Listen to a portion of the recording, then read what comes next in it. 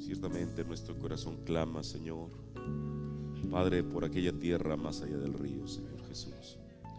Padre, al ver las dificultades, las luchas, Señor, todo aquello por lo cual tu pueblo pasa, Señor, siempre hay algún clamor en nosotros, Señor, que nos hace anhelar, Señor Jesús, aquel día, aquella gloriosa mañana, Señor, Padre, en la cual todas estas cosas terrenales se habrán quedado atrás, Señor.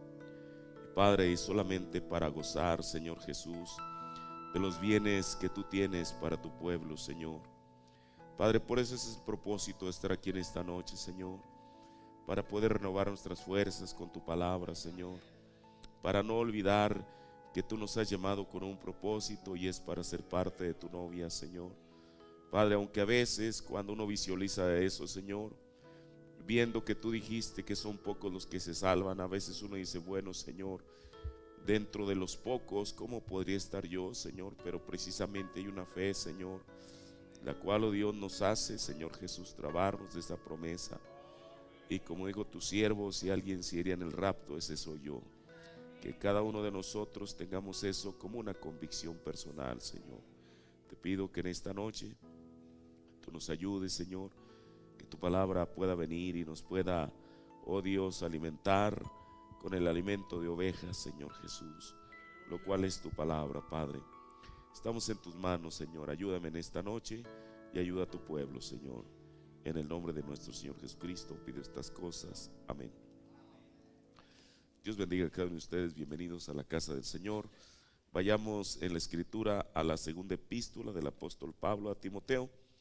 Es una escritura demasiado conocida, que muchos predicadores la han hablado a través de las edades, y nosotros en esta noche queremos hablar un poco de ella. Segunda de Timoteo, el capítulo 4, versos 7 y 8. Estamos viendo que esta es ya la parte final de la jornada terrenal del apóstol Pablo. Digamos, ya es casi una carta de despedida. Y él les está diciendo, bueno, vamos a ver desde el verso 6 para obtener bien el contexto. Porque yo ya estoy para ser ofrecido y el tiempo de mi partida está cercano. Y bueno, ante eso, mire qué preciosas palabras. Él dice, he peleado la buena batalla. 1, he acabado la carrera. 2, y he guardado la fe. Y debido a que él había peleado la buena batalla, había terminado la carrera y había guardado la fe, dice, por lo demás me está guardada la corona de justicia, la cual me dará el Señor, juez justo, en aquel día, y no solamente a mí, sino también a todos los que aman su venida. Amén. Tome su asiento. El apóstol Pablo, cuando él habla, él menciona esta palabra, el cual me dará el Señor, juez justo, en aquel día. O sea, él estaba esperando un día. Y ese día que Pablo estaba esperando era su día de coronación, cuando precisamente habría de recibir una corona. Como decíamos, cuando el apóstol Pablo escribe estas gloriosas palabras que han sido de inspiración, digámoslo primeramente para nosotros, pero para muchos cristianos a través de las edades, porque esto les ha dado el valor para poder continuar en la batalla. Y conste que si uno lee el libro de Apocalipsis, los capítulos 2 y 3, cuando habla de las edades pasadas y a través de la revelación que Dios trajo, realmente aquellos cristianos sufrieron, hermano. No fue solamente el decir soy cristiano, sino que muchos de ellos tuvieron que, con su propia vida, tuvieron que pagar un precio por mantener ese nombre, el cual ellos estaban reclamando que era parte de ellos. Ahora, ninguno de nosotros, desde luego, sabemos cuándo hemos de ser llamados a dar cuenta. Pero mire, generalmente cuando una persona va envejeciendo o está enferma, y aquella enfermedad no solamente no mejora, sino que parece empeorarse, es cuando la persona comienza a pensar en su futuro. ¿Qué va a ser de él o qué va a ser de ella?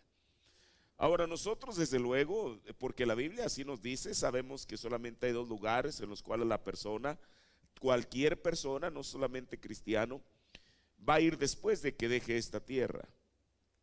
Eso es lo que la Biblia nos enseña.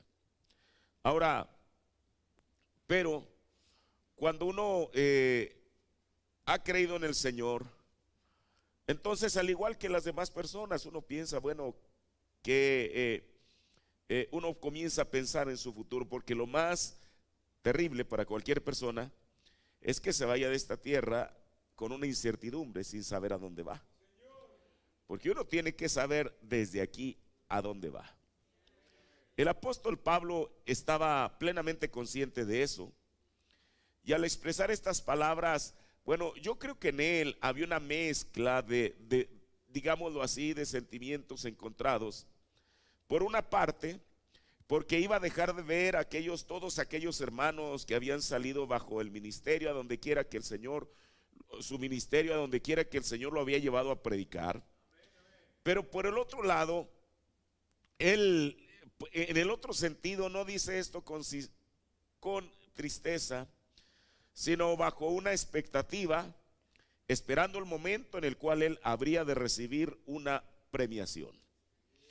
Ahora, Pablo pudo mirar hacia atrás desde que el Señor lo llamó, porque realmente ahí fue donde comenzó. Mire, todos sabemos que desde niño fue instruido en las Escrituras.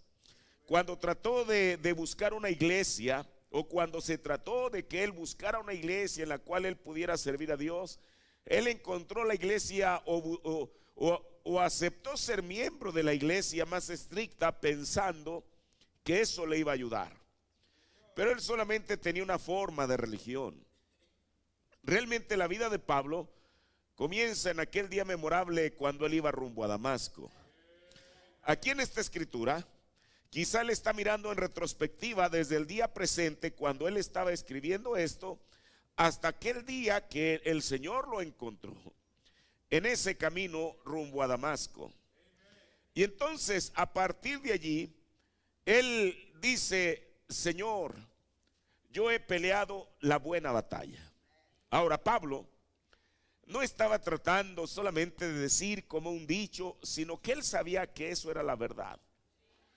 Ya que, mire, ahora aquí hay algo. El apóstol Pablo, desde luego, así como cualquiera de nosotros, tenía una batalla espiritual, incluso con él mismo. Por eso el profeta dice que nuestro peor enemigo somos nosotros mismos. Pablo dijo en el libro de los Romanos que en él encontraba una ley, que cada vez que él quería hacer el bien, dijo: encuentro esto, que el mal está presente. Y entonces él se desesperaba. Usted dice, lo hacía. Él dijo: miserable hombre de mí, ¿quién me puede apartar, quitar de este cuerpo de pecado? Ahora, pero no solamente eso. Esa era la parte espiritual.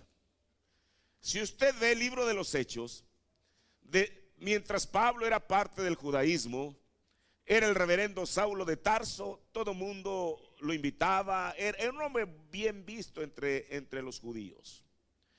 Pero una vez que él decidió aceptar a Jesús, y quiero decirle, fue la gracia de Dios, por él siempre dijo que era la gracia de Dios.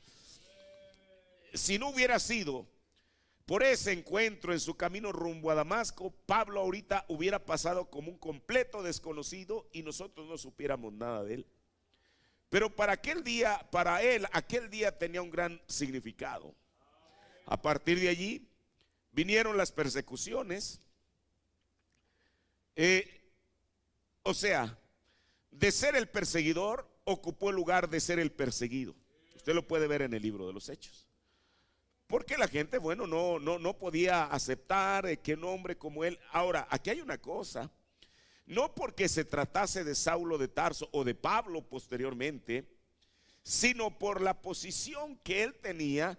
Porque si él estaba convencido de aquel mensaje que había recibido directamente de parte de Jesús, ¿cómo se podía quedar callado? De ninguna manera. Ahora, eso es lo que le costó a Pablo, que lo persiguieran, que lo apedrearan, que lo azotaran, etcétera.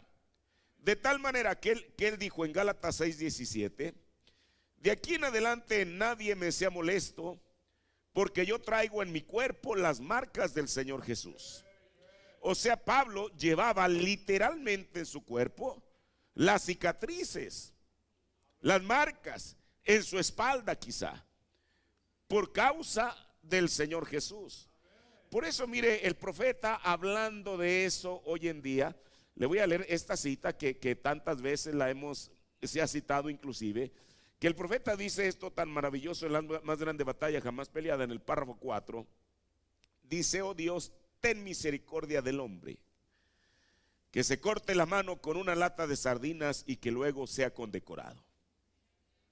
Yo quiero tener cicatrices de batalla. Como dijo Pablo, llevo en mi cuerpo las marcas de Jesucristo. Por eso es que yo quiero batallar en el campo de batalla.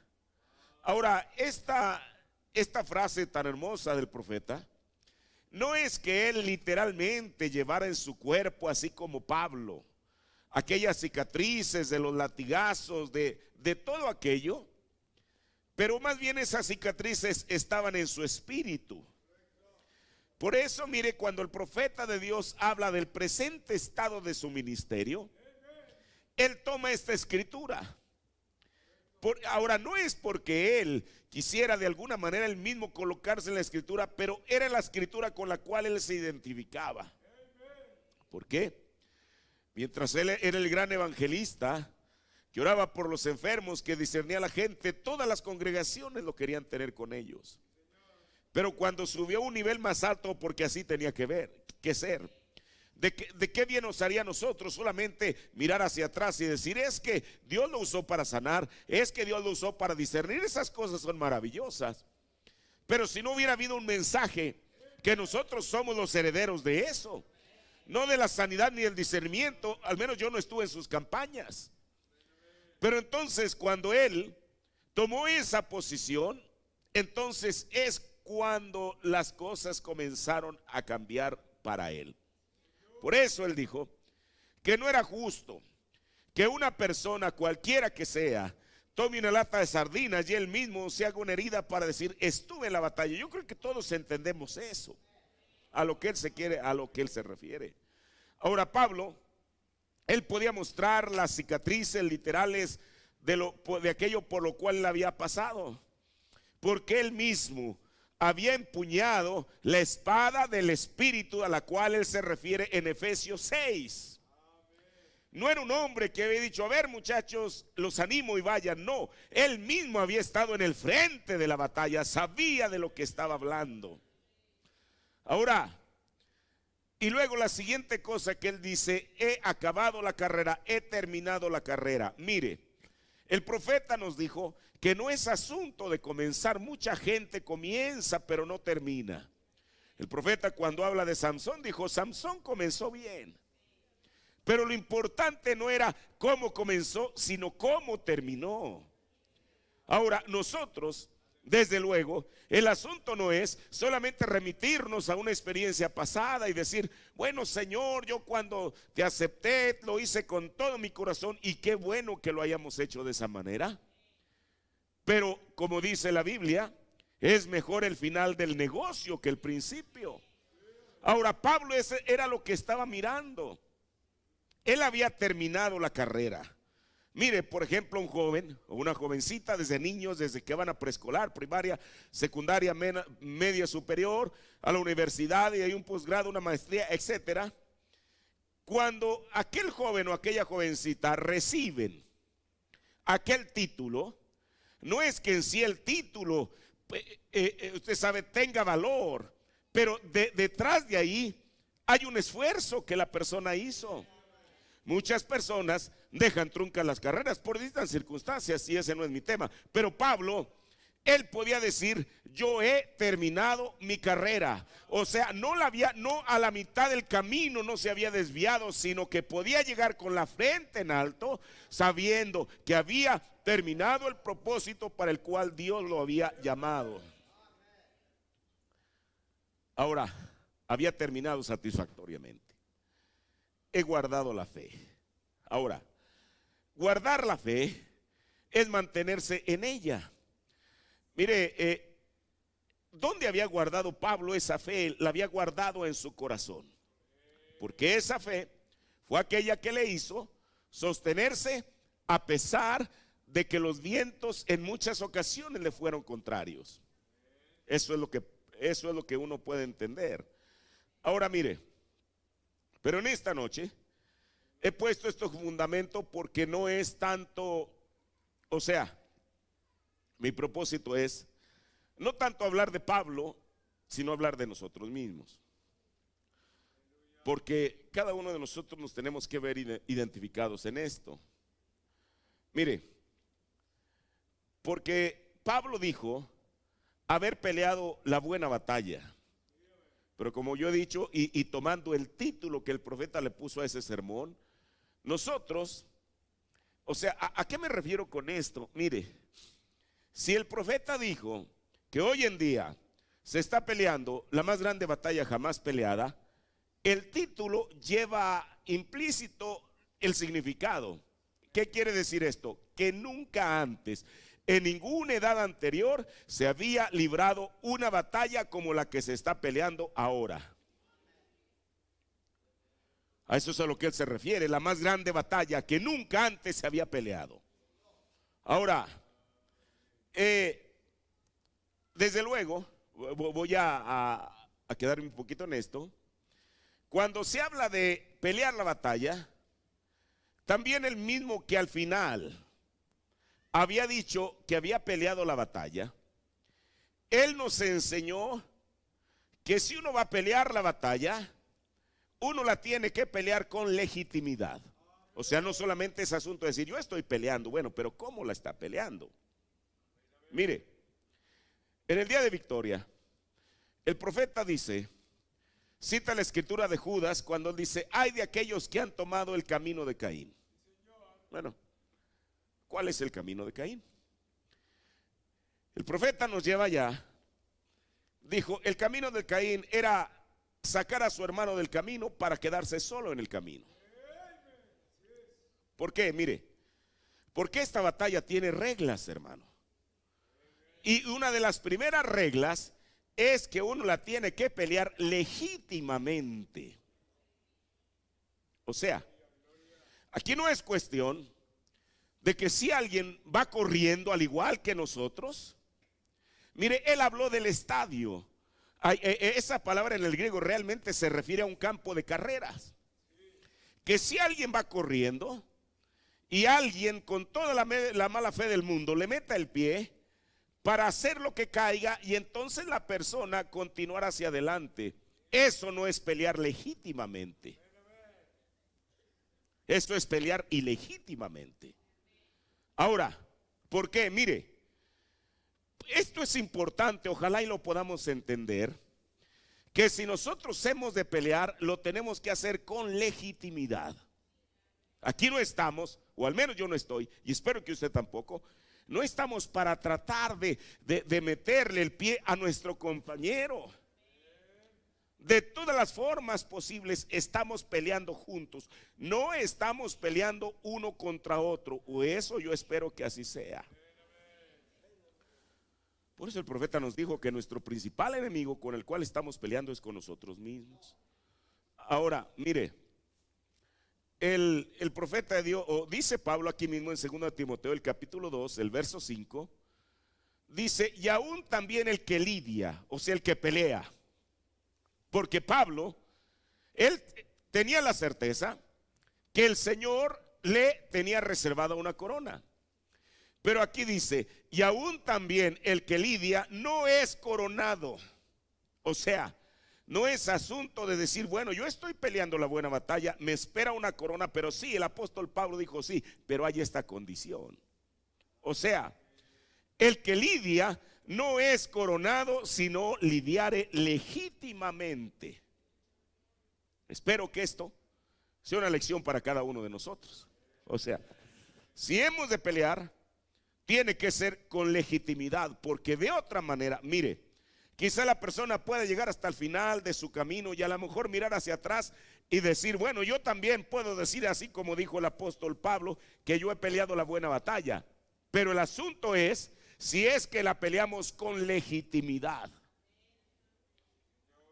Es uno de los principios del cristianismo.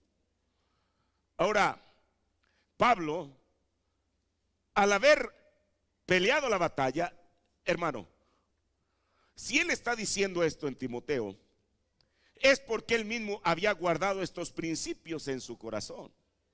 Él no le podía decir a la gente: hey, ustedes pelean legítimamente mientras yo estoy haciendo trampa.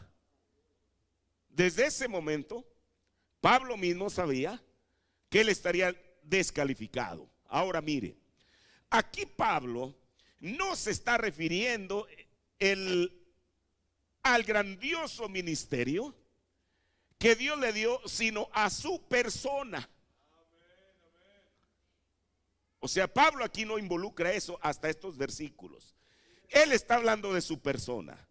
¿A qué me refiero? Que sea uno un laico, que sea lo que uno sea, eso nada tiene que ver con el asunto. O sea, si uno va a pelear como persona, aun si no tiene ningún ministerio, si no tiene ningún oficio en la iglesia, lo tiene que hacer con legitimidad. Si es que uno espera ser coronado. Ahora, pero luego Pablo dice que él había terminado la carrera. Y aquí hay algo, mire, él mismo lo dijo: no siendo que yo, habiéndoles predicado a otros, yo mismo sea reprobado. Un niño, bueno, que creo que en las escuelas ya ni lo reproban, pero antes sabe que era eso. Una persona, un niño, desde que entraba a la primaria, podía, por alguna causa, por problemas familiares, por lo que sea, reprobaba y reprobaba y reprobaba y reprobaba y nunca terminaba. Hoy en día en la universidad hay esos personajes que le llaman fósiles, personas de mi edad, y están en la universidad. Y no porque entraron la semana pasada, sino porque allí están haciendo que estudien. Los peores engañados son ellos mismos. Los primeros engañados son ellos mismos. Por eso Pablo sabía que él no había sido reprobado, sino que había sido aprobado. Y la razón que había sido aprobado es porque él había terminado su carrera satisfactoriamente. Ahora, pero así como el niño desde preescolar hasta la universidad, siendo joven o más allá, para poder lograr eso, esa satisfacción en su vida terrenal, de muchas cosas se tuvo que abstener. Tuvo que privarse de muchas cosas. ¿Por qué? Porque estaba buscando algún día obtener un título que lo hiciera un profesional. El apóstol Pablo nos dice, mire, y él les habla a los corintios de esto, porque la iglesia de Corinto estaba cerca de Atenas, donde se iniciaron los Juegos Olímpicos. Entonces, sin duda alguna, los corintios tenían la influencia, sabían, y Pablo les tuvo que hablar en sus propios términos para poder darles el mensaje de aquello que él quería que ellos atesoraran en su corazón. Por eso les digo, quizá ustedes antes iban a las Olimpiadas, veían aquellos corredores que iban, usted sabe, haciendo aquel esfuerzo porque querían tener en primer lugar. Pero quiero decirles algo, les dijo Pablo, que todo aquel que lucha, de todo se abstiene.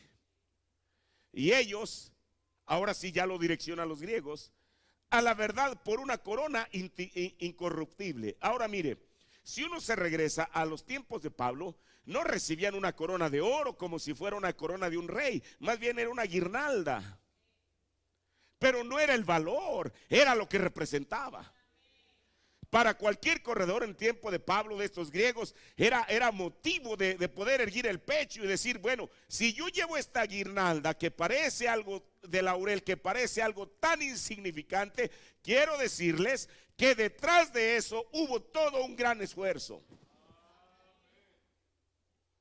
Por eso Pablo les dice: y ellos, a la verdad, para recibir una corona corruptible, pero nosotros no estamos peleando por una corona de oro, ni por una guirnalda.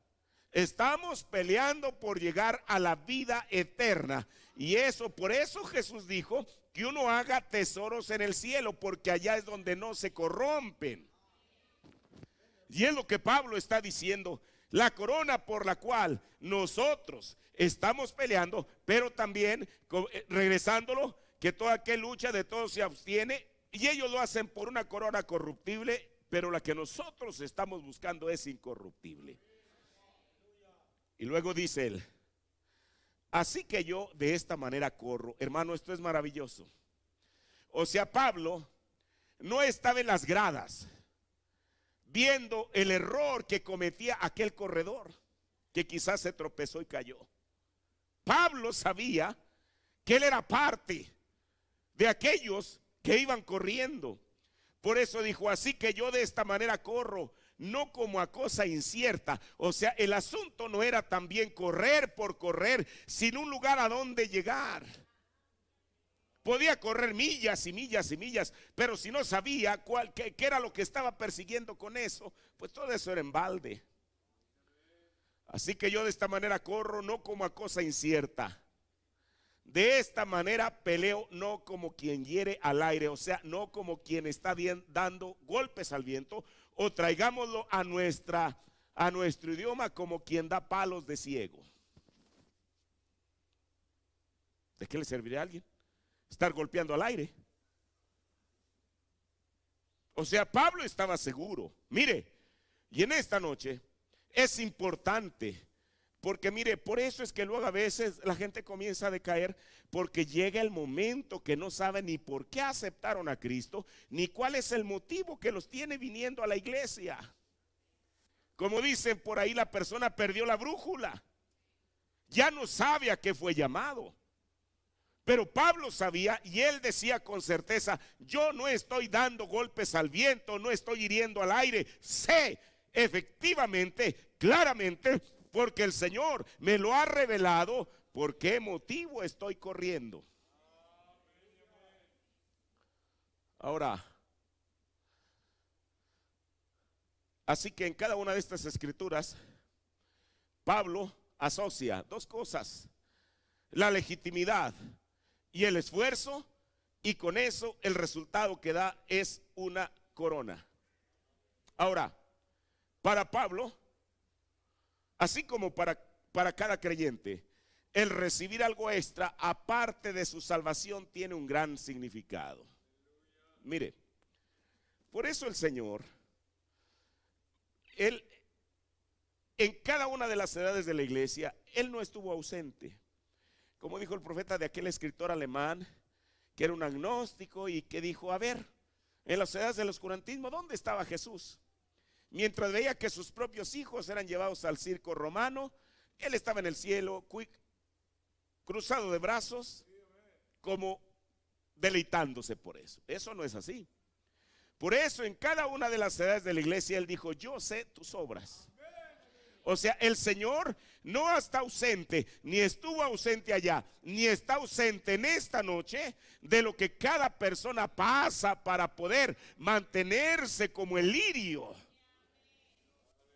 Eso es lo que dice el Señor en cada una de las edades de la iglesia. O sea, Él estaba completamente consciente. Y mire, siendo que Él estaba consciente, es mejor que alguien haga algo, no por obligación, no por la fuerza, sino voluntariamente.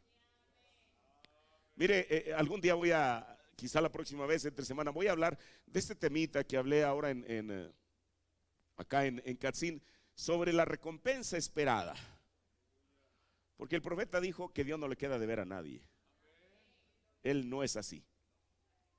Pero mire, aquí el Señor, a través del libro de Apocalipsis, 3 veces dice: he aquí yo vengo pronto. Pero a medida que se va acercando su venida, Él dice: he aquí yo vengo pronto, y mi galardón, mi recompensa conmigo. Escuche, esto Él no lo dijo al principio, luego en Apocalipsis lo dice 3 veces.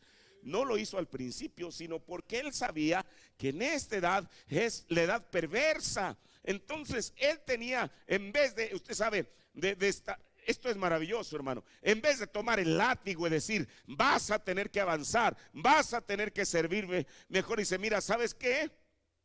Esfuérzate porque yo tengo algo para ti. Ahora, desde luego, uno no sirve al Señor por interés, uno le debe servir por amor. Ahora, mire, Santiago habló también de una corona para todo aquel que resiste la tentación. En Santiago 1:12 dice: bienaventurado el varón, esto incluye también a la mujer, que sufre, que resiste la tentación. Porque cuando fuere probado, recibirá la corona de la vida que Dios ha prometido a los que le aman.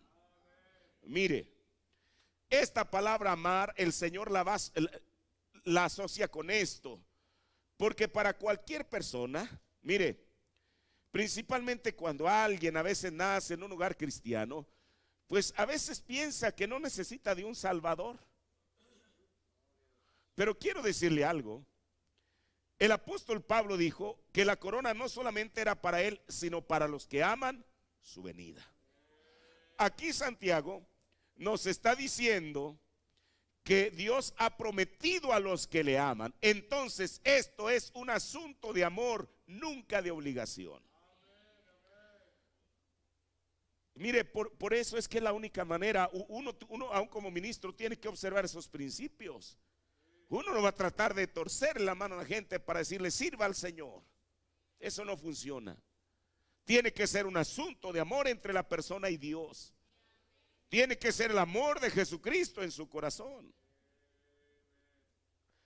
Por eso, mire, en los momentos más difíciles de la iglesia, hablando a través de las edades, ahí está Jesús, para animar al creyente a que persevere por medio de prometerles una corona. Mire, en Apocalipsis 2:10 estamos hablando que ya está la edad de Esmirna. En Esmirna, la persecución en contra de la iglesia ya se estaba acrecentando.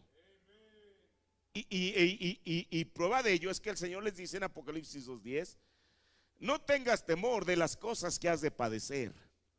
He aquí el diablo ha de enviar a algunos de vosotros a la cárcel para que seáis probados, y tendréis tribulación de 10 días. Mire, el profeta de Dios nos dice que realmente no fueron 10 días literales, fueron 10 años. Ahora, Él les está advirtiendo: miren, esto viene, pero quiero decirles esto: sé fiel hasta la muerte y yo te daré la corona de la vida. Hermano, ¿qué más el Señor le puede prometer al creyente? Por eso nosotros no creemos ni predicamos el evangelio de la prosperidad, porque a veces la gente sirve a Dios por interés. Bueno, si Él me da un auto nuevo, si me da una casa nueva, entonces sí, ahí estoy como soldadito. Claro que no. Independientemente si no le diera nada a nadie, ese tiene que ser el motivo, el amor hacia Él, el que lo impulse a poder servirle. Mire, el profeta dice en las 7 de la iglesia, precisamente en Esmirna, en el párrafo 89, él está leyendo esta escritura y dice: sé fiel hasta la muerte. Él no dice sé fiel solamente hasta la muerte, sino que hasta en la muerte. Ahora, quizá uno no entendería el por qué el profeta interpreta esa escritura de esta manera. Mire, regresemos a Esmirna. El Señor aquí les dijo que ellos iban a tener tribulación. Ahora, esa tribulación iba a terminar en persecución para ellos de distinta índole, en la hoguera, en los circos romanos, cualquier nombre que uno le pudiera poner. Ahora mire, yo lo he dicho porque es lo que yo puedo entender en el mensaje. En cada edad, bueno, el profeta lo dijo en las edades de la iglesia, que cada una de las edades de la iglesia sustentó las dos vides. O sea, hubo virgen prudente y virgen fatua. Pero también hay algo. Mire, cuando el profeta habla de las 3 clases de creyentes, eso no es exclusivo de esta edad, eso ha estado siempre. El profeta mismo toma eso y lo lleva al mismo ministerio de Jesús. Usted lo sabe.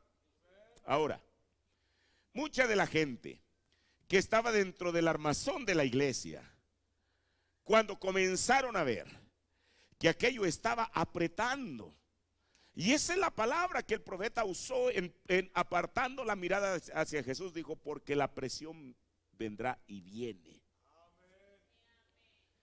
Mire, hoy en día, y esto debería de pellizcarnos la conciencia.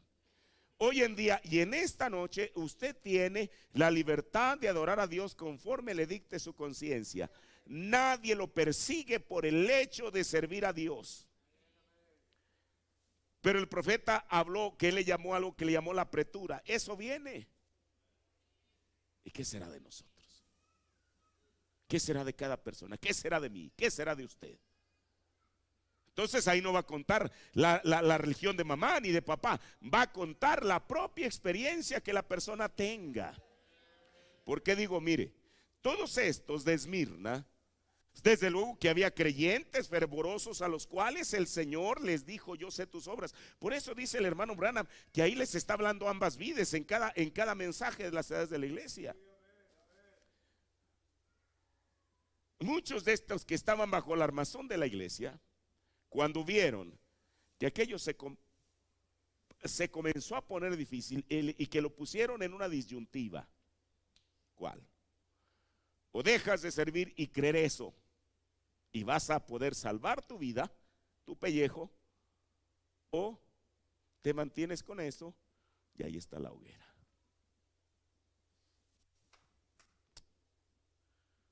Mire, por eso yo no sé si usted ha ido a Santo Domingo, donde está aquel museo de, ¿cómo se llama? De instrumentos de tortura. ¿Alguien ha ido? Ahí el Museo de la Inquisición. Uno dice, bueno, pero ¿cómo podrían tener tanta creatividad, entre comillas, para diseñar cosas tan malvadas? Porque ojalá solamente hubiera sido, bueno, no reniego mi fe, y ahí va el espadazo y le corta la cabeza. Ojalá hubiera sido así. Pero no. Lo sometían al más terrible sufrimiento porque el anticristo quería, o Satanás quería asegurarse que ellos renegaran de su fe. Yo tengo la certeza que muchos de ellos renegaron, porque eso es natural. Ahora, ¿por qué renegaron? Primera, porque no estaban convencidos de aquello que creían. Eran parte de la armación de la iglesia, ciertamente, pero en su corazón no había una revelación ni una determinación que pudiera decir, como dijo Pablo, ¿quién me separará del amor de Cristo? Ahora, hoy en día uno lo cita de memoria, tribulación. Hay gente, es más, hermano, en esta noche hay gente que no está pasando por tribulación y no sirve a Cristo. Espada, ¿a qué persona lo ha amenazado con cortarle la cabeza para que sirva al Señor? Hambre, absolutamente no. Por eso, mire, aquí el Señor, ¿por qué está diciendo sé fiel hasta en la muerte? ¿Por qué? El asunto no era, porque todos como mortales, y más en las edades pasadas, todos sabían que tenían que morir, ya sea en la tranquilidad de su casa o una muerte violenta o trágica. El Señor les está diciendo, mira, sé fiel hasta en la muerte, o sea, hasta allí.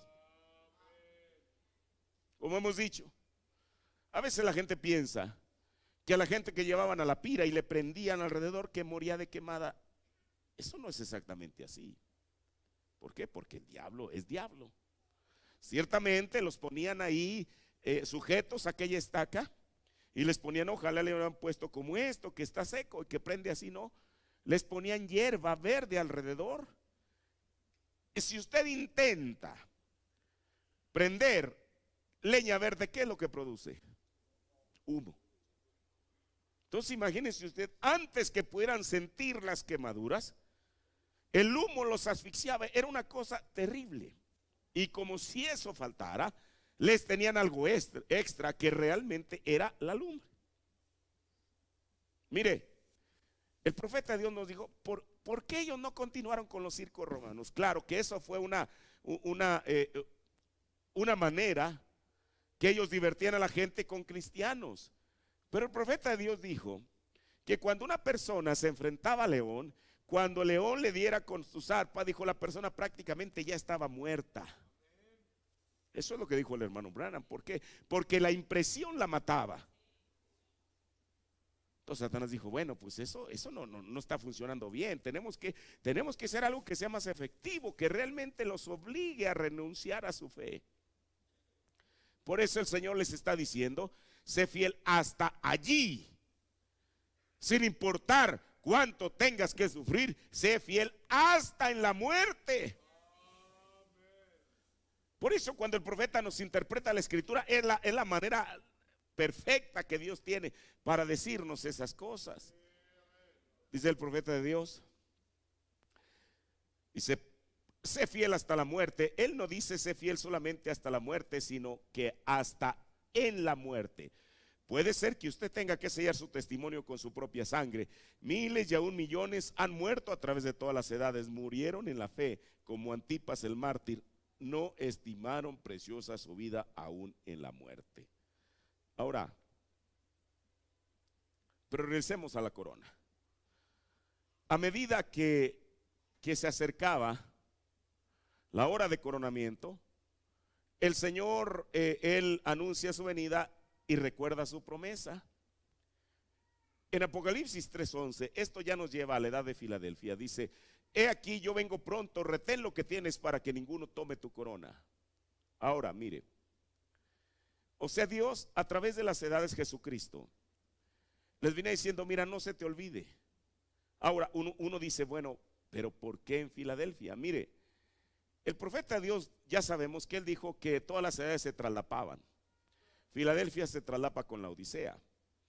En Filadelfia el Señor dijo que él iba a guardar a los creyentes de la hora de la tentación que iba a venir sobre la tierra. El profeta dijo que no era tentación con alcohol, con mujeres, con droga, con querer robar, no. Esa hora de la tentación, que realmente la edad de Filadelfia ellos no la experimentaron, dijo esa hora de la tentación, aquí está. Es la tentación de adorar a Dios bajo la armazón de una gran maquinaria llamada el Concilio Mundial de Iglesias, o no adorarlo. El profeta ya nos dijo, y mire, y espero que que usted tenga la revelación correcta. Esta iglesia, independientemente si esté registrada o no, la van a convertir en un almacén. Eso nada tiene que ver, eso es lo que el profeta dijo. Porque dijo, el concilio estará buscando que uno niegue la enseñanza evangélica de la Biblia. Ahora, mire, entonces, él está hablando a aquella edad y dice, he aquí yo vengo pronto, presto, retén lo que tienes para que ninguno tome tu corona. Cuando Juan, el mismo que está escribiendo esto, termina de ver todo el plan de Dios para su iglesia y para el mundo en la isla de Patmos, Jesús le vuelve a recordar que Él viene pronto. Y no solamente eso, sino que nos anima a guardar las palabras de este libro. Luego vuelve a anunciar su pronta venida, pero agrega mi galardón conmigo, o sea, mi recompensa. En Apocalipsis 22:12 dice, he aquí yo vengo presto y mi galardón conmigo para recompensar a cada uno según fuere su obra. Ahora, ¿cuándo viene esa recompensa de la cual estamos hablando? Eso sucede exactamente inmediatamente después de la cena de las bodas del Cordero. Mire, a veces la gente piensa que solamente en esta tierra uno llora, pero sin embargo la Biblia en Apocalipsis muestra al menos 2 pasajes en los cuales dice que Él, el Cordero, enjugará nuestras lágrimas.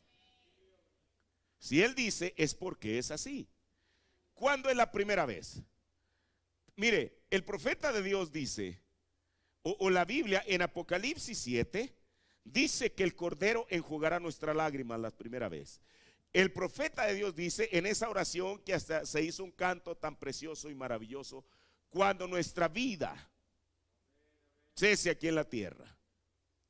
Pero luego dice el profeta de Dios en muchos sermones que aparecerá el Cordero en aquella mesa de millas de largo. Pero no solamente eso, Él dijo que Jesucristo dirá, no llores más. Así lo dijo. entrad en el gozo de tu Señor. Ahora, esas no van a ser lágrimas de tristeza, sino de alegría, hermano. Y eso solamente está en el plan de Dios. Porque sin duda alguna nosotros en esta tierra nos tocó conocer hermanos de diferentes lugares de donde estén en esta noche. Pero tan solamente el pensar que el Señor limpiará nuestra lágrima, decimos, bueno, como dice ese canto de los demás, yo no sé, pero yo estoy aquí. Eso será un motivo más que suficiente para llorar. Bueno, está la cena de las bodas del Cordero, pero entonces aquí se va a cumplir lo que Pablo estaba esperando, de lo cual nosotros estamos hablando en esta noche: la hora del coronamiento. Mire, hermano, tener vida eterna es decir, Señor, pues tú me diste lo mejor que me pudiste haber dado, vida eterna. Estar en las cenas de la boda del Cordero es lo máximo que el Señor le pudo dar o le puede dar a cualquier cristiano. Pero pensar que aparte de ello el Señor tenga algo extra, hermano, eso es más que sublime. Porque si efectivamente es algo extra, será un valor agregado de Jesús para sus hijos. Por eso es lo que Pablo estaba mirando. Mire, todos le voy a leer esta historia que nosotros hemos escuchado cuando el profeta habla de aquel negrito llamado Sambo. En el sermón El Maniático de Gadara, predicado el 20 de julio 54, párrafo 20 al 22, dice: yo deseo la oración de todos ustedes, que siempre dentro de mi propia vista, que el Señor me mantenga pequeño, ¿ve? Que es donde yo pueda estar, donde Él pueda usarme. Yo quiero un lugar a donde Él, cuando los seres angelicales salgan juntos, Él pueda decir, bueno, yo sé que mi siervo William Branham se interesa por mí. Eso es lo que deseo que Él haga. Entonces, en aquel día, yo a menudo me he preguntado, me encantaría haber estado parado allá en aquel día cuando Él extendió sus manos y dijo: venid a mí todos vosotros los que estáis cansados y cargados, yo os haré descansar. Yo probablemente nunca escucharé eso, pero hay una cosa que estoy esperando escuchar: oírle algún día, oírle a Él decir: estuvo bien hecho mi buen y fiel siervo. Esa es la voz que yo anhelo escuchar. Si Él únicamente me permite entrar en su reino y luego acercarme lo suficiente para que pueda poner mis manos sobre sus sagrados pies o algo parecido, eso estará bien. Tan solo puedo verle. Hace algún tiempo yo estaba hablando aquí en una reunión de los hombres de negocio, creo que fue aquí mismo en Chicago, y un ancianito de color del sur él fue salvo una noche. Y él estaba ahí a la mañana siguiente diciendo: soy libre, contándoles a todos los otros esclavos. Los esclavos decían, pues, deseaban saber lo que sucedió. Él dijo: el Señor Jesús me hizo libre. Y el dueño de los esclavos pasó y dijo: de acuerdo, Sambo, a tu trabajo. Él dijo: sí, amo, no fue mi intención el disponer de tiempo.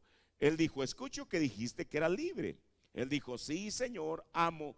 Él dijo: el Señor Jesús me libertó anoche de la esclavitud, quiero decir, de las cargas de pecado. Y él dijo: pues quiero que pases a mi oficina después de un rato.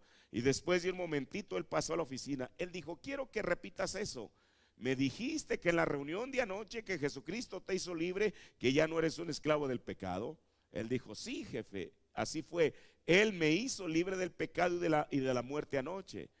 Él dijo: entonces, Sambo, si Jesucristo te hizo salvo del pecado y de la muerte anoche, este día yo te liberto de la esclavitud. Así es, a modo que puedas predicarle a tus hermanos. El anciano predicó muchos años. Cuando se preparó para morir siendo un anciano, él fue introducido en todo. Una gran cantidad de sus hermanos de color entraron a verlo. Y el anciano entró en un estado de coma y ellos pensaron que estaba muerto. Y después de un rato él miró alrededor, él vio a todos ellos de pie y los saludó a todos de nuevo. Y él dijo: oh, acabo de entrar. Dijo: ¿por qué regresé? Y dijo: yo estaba de pie dentro de la puerta. Y dijo: yo estaba de pie mirando. Y un ángel se acercó a mí y me dijo: Sambo, ¿estás listo para recibir tu corona y tu galardón? Él dijo: ¿corona? ¿Galardón? No me hablen a mí de corona y galardón. Yo no la necesito. Tan solo permítanme pararme y mirarle a Él por 1000 años. Esa es mi corona y galardón.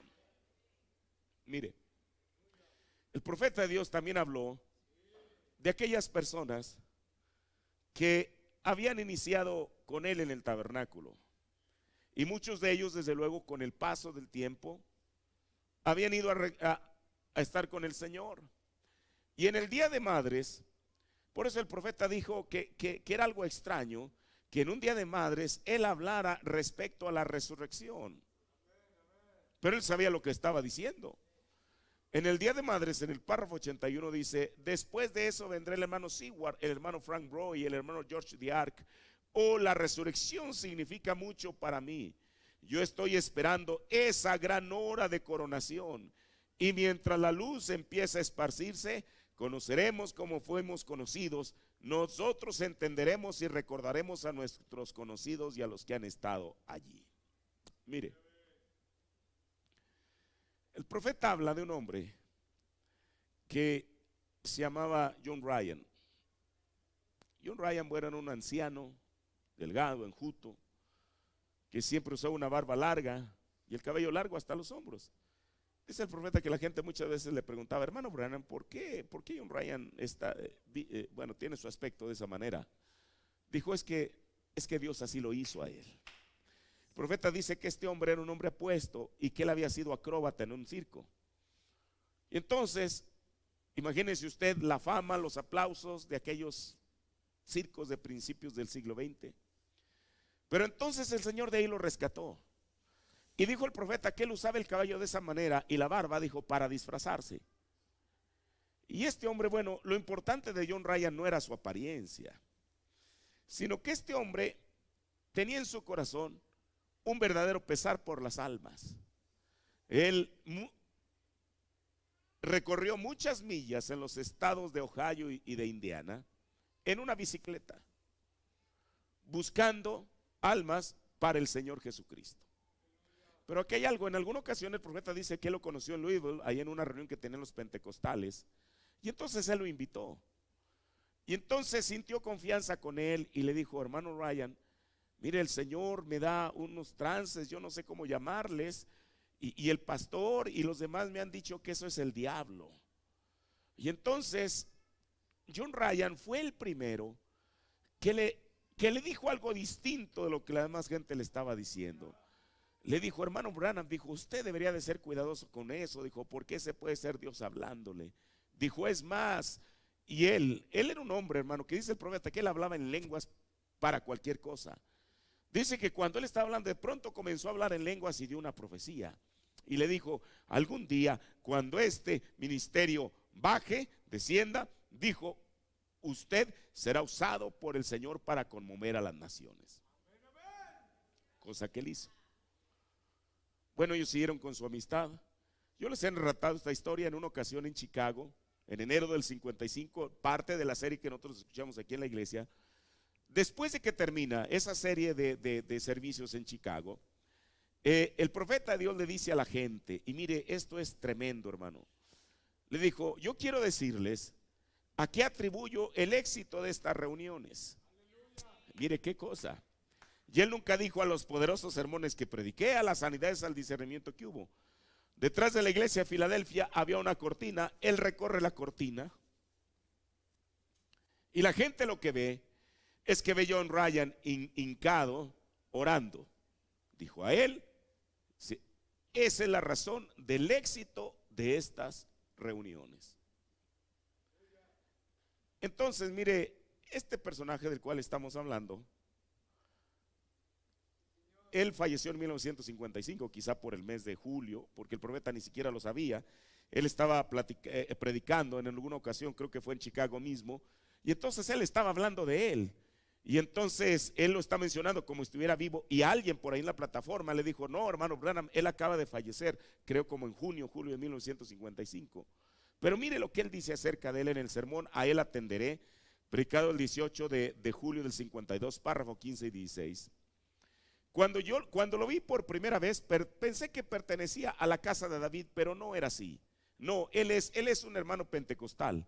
Así que salí, mi esposa y yo veníamos andando por la calle y lo vimos a él de pie del otro lado con esa barba blanca, moviéndose, cantando. Es la religión de antaño, es la religión de antaño, de esa manera repartiendo folletitos.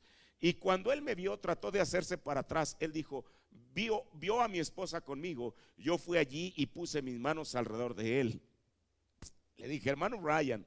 Él dijo, hermano Branham, pensé que yo le causaba pena. Dijo, pensé que me haría para atrás. Dije, causarme pena, hermano, usted es mi hermano. Nada de causar pena. Él es mi hermano. Y hemos aprendido a amar al hermano Ryan. Y a donde quiera que íbamos, él viajaba a dedo, o sea, de ray, como nosotros decimos aquí en México. Trae a su esposa y todo lo demás. Y yo, qué cosa, por las calles testificando.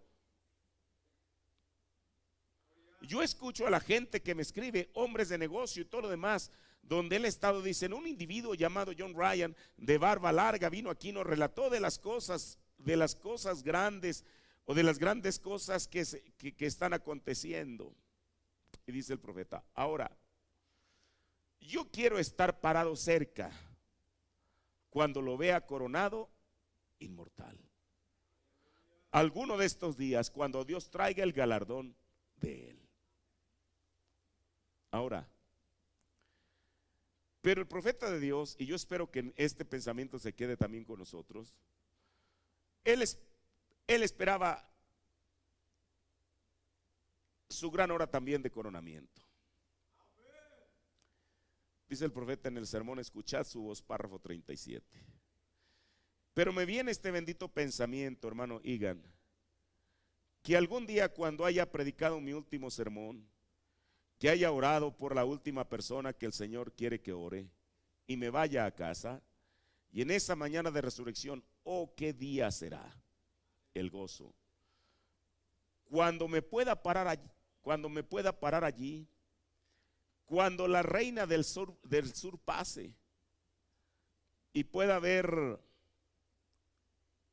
la influencia que ella tuvo. Y yo ve allí pasar a Billy Graham, la influencia que él tuvo, Oral Roberts y los demás, a Sankey, Finney, Murray, Calvino, Knox y todos así. Luego veré a mi grupo pasar. Oh, allí será el gozo. Esa será mi coronación. Es cierto. Y por la gracia de Dios, espero tener varios millones allí. En el futuro hogar, el profeta dice al final del sermón, dijo, ustedes son las joyas de mi corona. Qué cosa. Ahora mire, lo dijo en 1964. Hoy en día alrededor del mundo hay cerca de 4 millones de personas siguiendo este mensaje. En el entendido que no todos se van a ir, eso yo también lo entiendo. Pero imagínense, de esos, Dios tendrá algunas joyas para que el profeta de Dios las luzca en su corona. Mire, usted sabe que la otra vez hablamos, y se lo voy a volver a leer, lo que él habla del sueño que él tuvo ahí en el sexto sello, cuando él predica ese sermón, acerca también de aquel día de coronación, dice el profeta de Dios. Yo estaba muy atrás hacia un lado y estaba muy tranquilo, nunca pensando que tendría que subir esos escalones. Estaba parado allí, veía, mire, cuando yo leo esto, a mí hay algo que me conmueve, porque el profeta de Dios fue un hombre íntegro. Mire, uno, y se lo digo con sinceridad, uno nunca debería de tener envidia ante la prosperidad ajena. Eso es malo. Si el profeta de Dios en este sueño hubiera sido, porque el profeta dice que había un ángel que tenía un registro, hubiera sido el primero que ha sido llamado, pues hubiera dicho, gloria a Dios, a mí ya me tocó, si a los demás no les toca, pues a ver qué. Pero él vio a uno, y a otro, y a otro, y a otro. ¿Y sabe qué? Por eso es que en el cielo no hay envidia, hermano. Y si en alguno de nosotros ese mal sentimiento nos corroe, es mejor que lo saquemos de raíz. allá no hay eso. Cuando él vio que fulano de tal, él lo conocía. El ángel le dice, fulano de tal. Y las personas, felicidades hermano, ahí va abriéndose paso entre la multitud.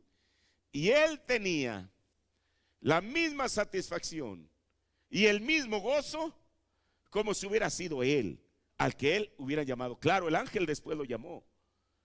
Pero quiero que nos llevemos esto, hermano. Porque mire, estas palabras que yo le estoy hablando no son mis palabras, son la palabra de Dios. ¿Para qué? Para que usted sepa que viene un día de coronamiento. Y como dice ese canto, yo no me lo quiero perder. Y no creo que alguien deliberadamente en esta noche quiera perderse esa maravillosa ceremonia. Mire,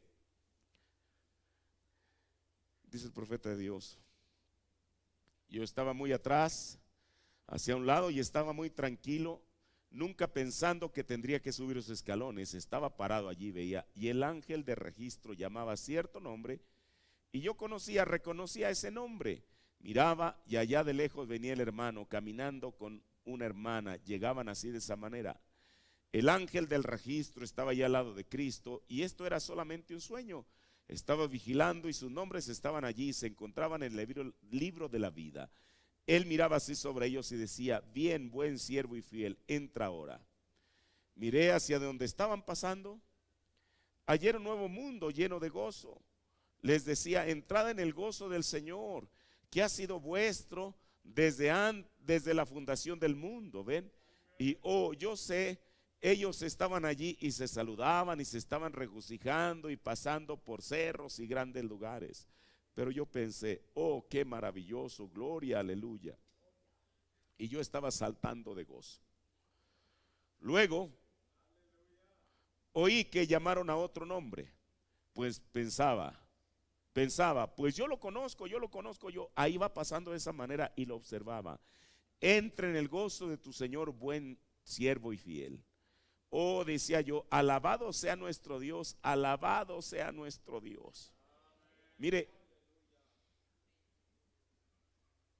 ¿quién realmente, sinceramente y de corazón, le daría gusto que alguien más, su compañero, el que se sienta a un lado, fuera reconocido?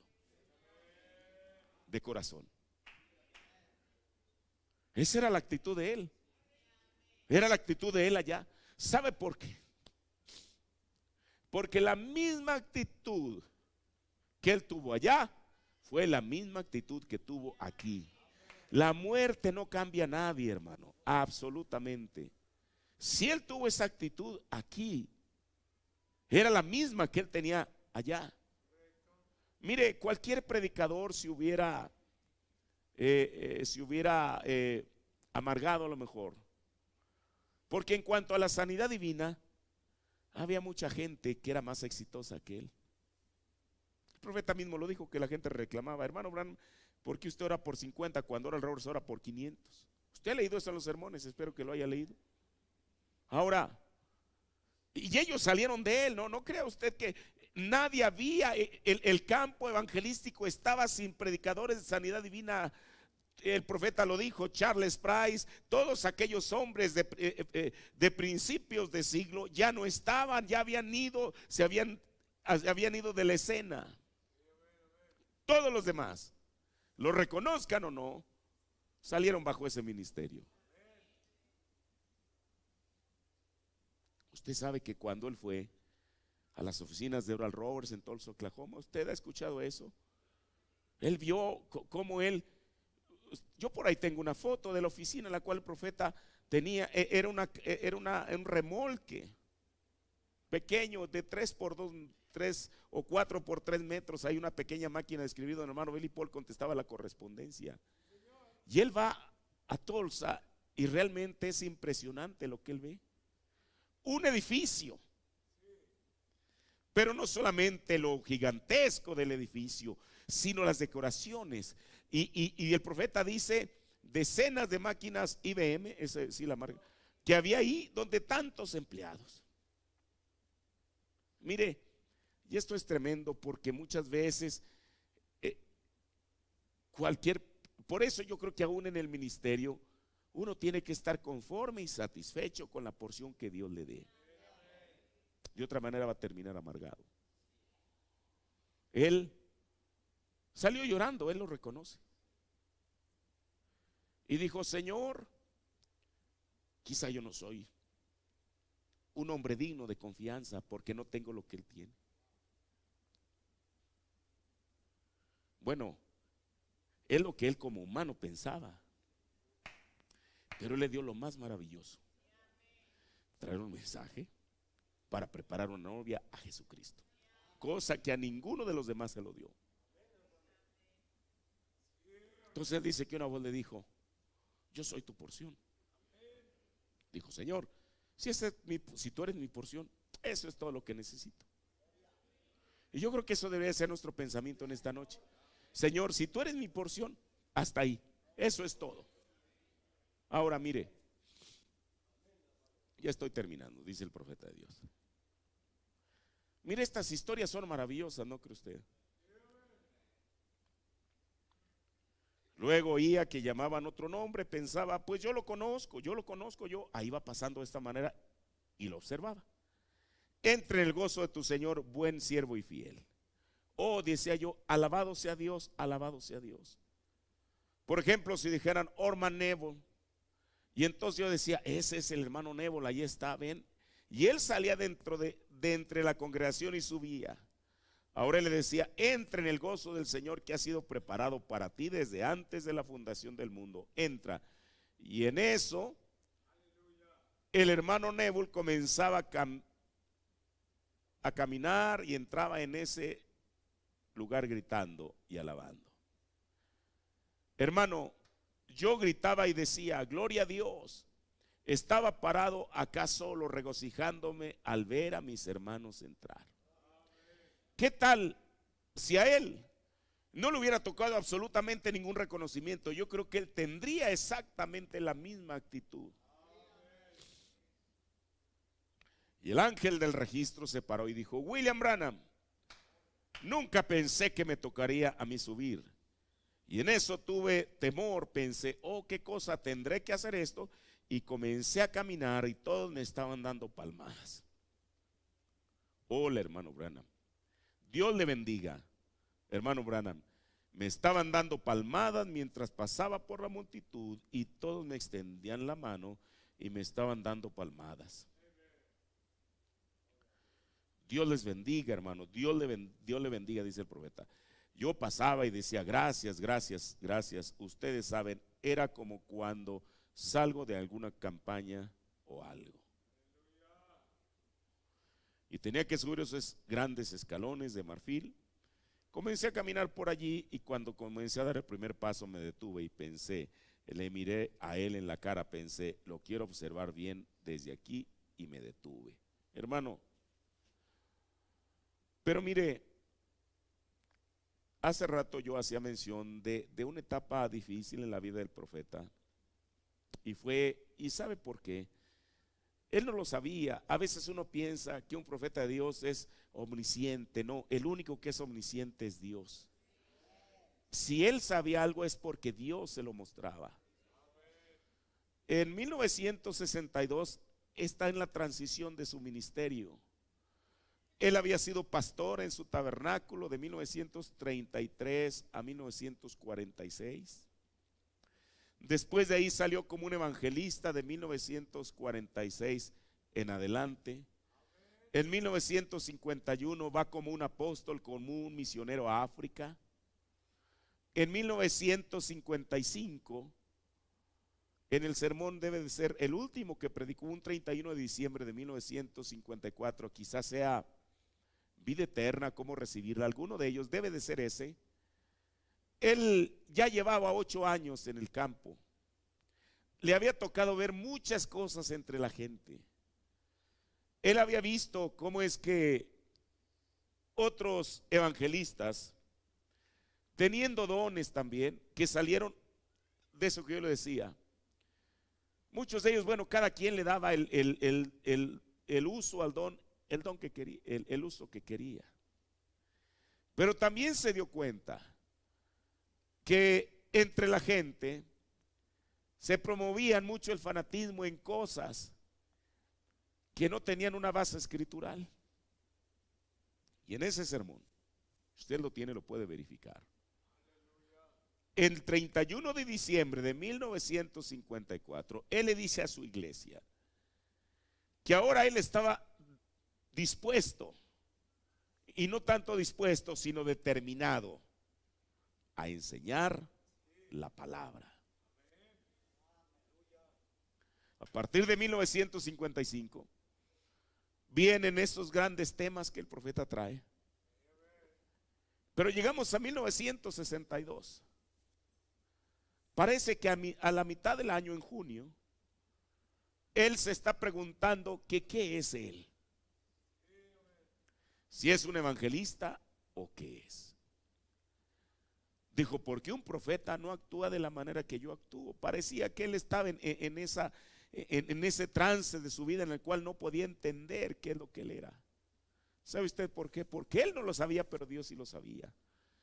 Que medio año después, en 1963, él había de ser adoptado como un profeta. Usted dice, ¿eso es escritural? Sí. La Biblia dice que cuando Jesús fue bautizado, en Mateo 3 vino una voz del cielo que dijo, este es mi Hijo amado, en el cual tengo contentamiento. Así dice. Pero Mateo 17, más adelante, dijo el profeta, en el monte de la transfiguración fue la adopción de Jesús. Cuando él está ahí con Pedro, Jacobo y Juan, exactamente la misma voz que había hablado en el río Jordán, es la misma voz que dice, este es mi Hijo amado. Pero agrega algo que no dijo en Mateo, a él oíd. ¿Por qué el Señor no dijo lo mismo cuando recién se bautizó? Porque él tenía que pasar por un proceso. Si usted no lo cree, el profeta en adopción dijo que ahí fue la adopción de Jesús. Ahora, con William Branham tenía que ser exactamente lo mismo. Por eso él dijo, he puesto en tus manos la espada de la palabra. Ya no era tanto orar por los enfermos, aunque nunca dejó de hacerlo. Ya no era tanto discernir, aunque nunca dejó de hacerlo. Pero ahora, por eso el Señor inicia el año llevándolo al cañón Sabino y poniendo en su mano la espada del rey. Y él dijo no solamente lo hermoso de la empuñadura, pero que la espada le quedaba perfectamente. Ni estaba grande ni estaba chica. Por eso, hermano, hoy en día la fuente de mi inspiración, y yo espero de cada ministro, es el mensaje de la hora. Porque Dios no me ha puesto a mí una espada en la mano, ya se la puso a su profeta.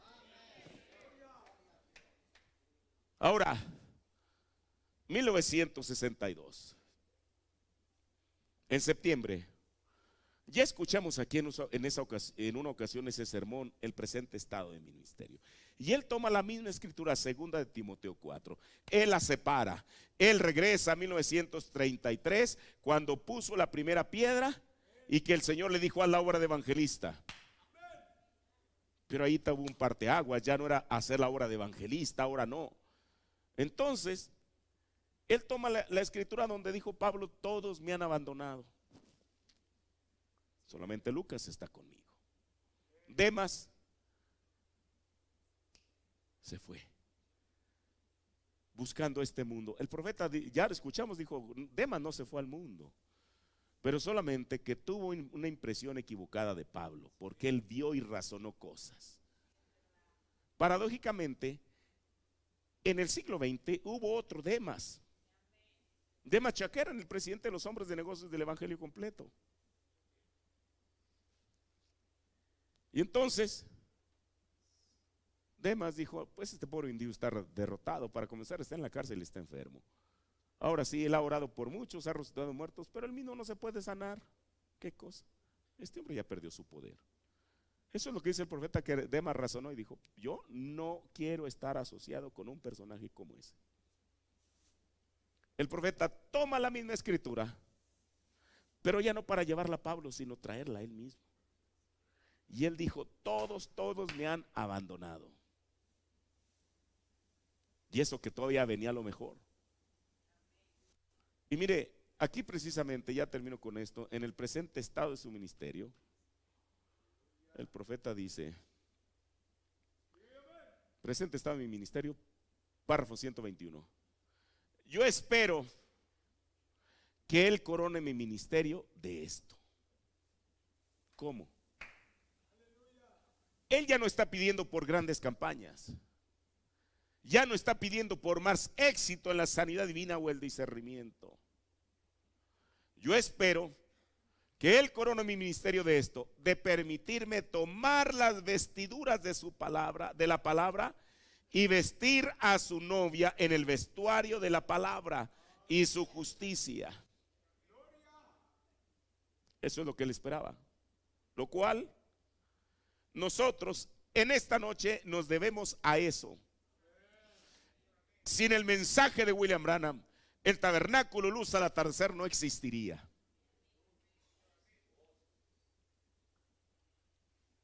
Nosotros nos debemos a esto.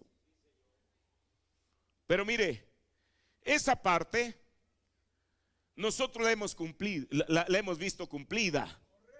Que alrededor del mundo hay una novia que está siendo vestida en el vestuario de esta palabra y por su justicia. Entonces uno puede decir, si uno tuviera la oportunidad de que él nos viera en esta noche, como dijo el profeta, que recorriera un poquito la cortina del tiempo y mirara hacia nosotros en esta noche, uno le puede decir, hermano Branham, hoy se ha cumplido esa escritura. Aquí en Izcali hay parte de esa novia, en México hay parte de esa novia, en China parte de su novia, en cada nación debajo del cielo hay parte de esa novia. Hoy se ha cumplido. Esa novia está siendo vestida con la vestidura de su palabra y su justicia. Pero permítame, ahí no termina todo.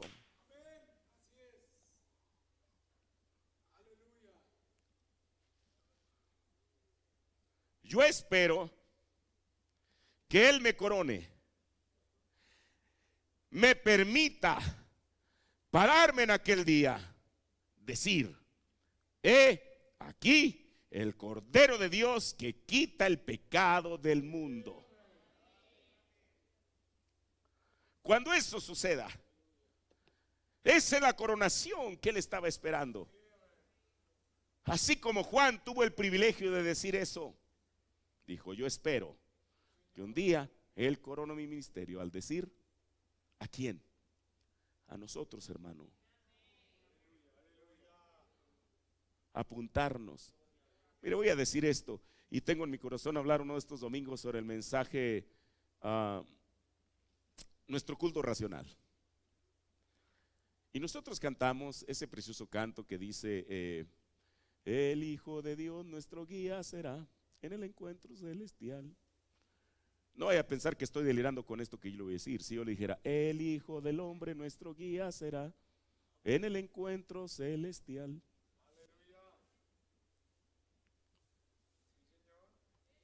Si nosotros entendemos el mensaje, si usted lo entiende, usted sabe a lo que yo me refiero.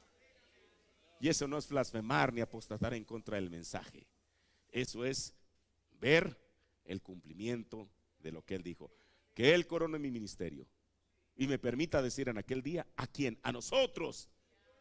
Así como Eliezer apuntó a Rebeca y dijo, aquel es, tú lo conoces por lo que yo te he platicado de él, pero allí está, he aquí el Cordero de Dios que quita el pecado del mundo.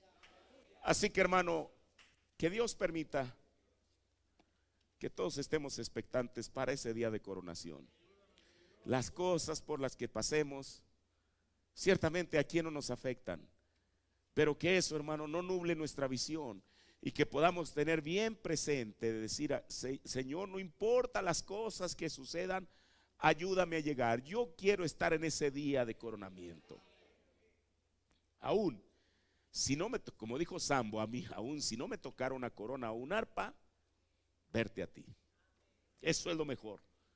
que a cualquier persona le podría suceder. Llévese esto en su corazón. Nunca lo pierda de vista. Que hay una corona, hermano. Usted no está aquí en balde, ni está perdiendo su tiempo, ni está para hacerse viejo en la iglesia. Tenemos un objetivo. Queremos llegar a aquel gran día de coronamiento. Puestos de pie, Señor. Padre, en esta noche, Señor, hemos examinado estas palabras tan maravillosas que están escritas en la Santa Biblia, Señor, vistas a través de la revelación que tú nos has enviado, Señor Jesús. Padre, Dios, que esto, Dios, permita, Señor Jesús, que sea un aliciente para nuestra vida, Señor, de saber, Dios, que hay una corona, Padre, y que esto no es algo, Padre, una fantasía, sino que es una realidad, Señor. Que tú ayudes a cada persona desanimada en esta tarde, a lo mejor yo mismo, Señor, Padre, a mirar aquella promesa, Señor. Lo hemos estudiado a través de tu palabra, Señor. Y qué maravilloso será aquello, Señor Jesús. Tu profeta dijo en otra ocasión, Señor, que si tan solo tú lo permitieras, Señor, arrastrarte, llegar a sus pies, a tus pies, y ver hacia arriba, Señor Jesús. Contemplar tu lindo rostro, Padre. Pero Dios, tú tienes una corona, Señor. Tu apóstol dijo que no solamente era para él, no era exclusiva de él, sino todos aquellos que aman su venida. Padre, ayúdanos a amar tu venida más que cualquier otra cosa en esta tierra, Señor. Ayúdanos, Dios, a poder, Padre, mantenernos correctamente en tu palabra, Señor.